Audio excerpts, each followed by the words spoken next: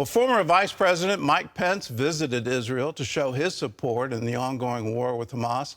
He told CBN News Middle East Bureau Chief Chris Mitchell why standing with Israel is crucial for America and for Christians. It's heartbreaking. Yeah. Words fail. Yeah. We were just the Kfar Aza.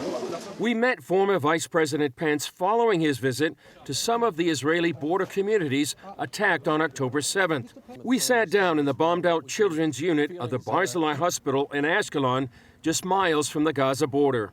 I must tell you that I've been to war zones during my time as Vice President and during my time as a member of Congress. But the sites that I saw today, the aftermath of that terrorist attack on October 7th, and even a site like this, the ongoing war on Israel by Hamas, it just was pure evil.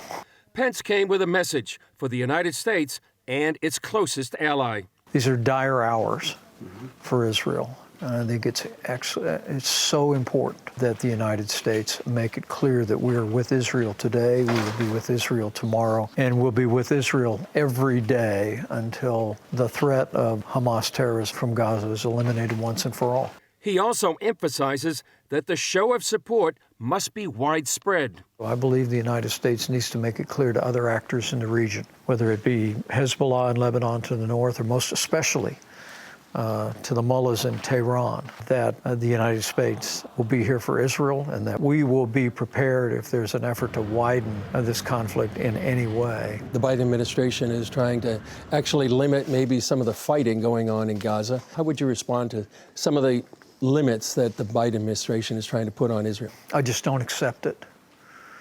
I was in Washington, D.C. on 9/11, and America did what we believe needed to be done, taking the fight to the enemy in Afghanistan. And I remember the way our allies stood with us, and they didn't question how we were going about bringing those to justice that had attacked our country.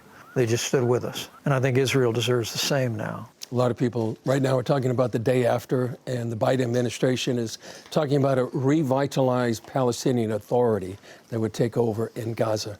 Your thoughts? I think we're still waiting for the Palestinian Authority to condemn what happened on October the 7th. I think those considerations will be proper for the government of Israel to make, and I think we should leave those to the elected leadership here in Israel, and we'll support their determination. In January 2018, Pence addressed Israel's parliament. The miracle of Israel is an inspiration to the world.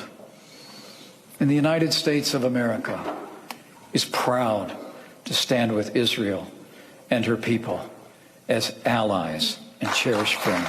As I said in that speech, we stand with Israel because her cause is our cause, her values are our values, and her fight is our fight.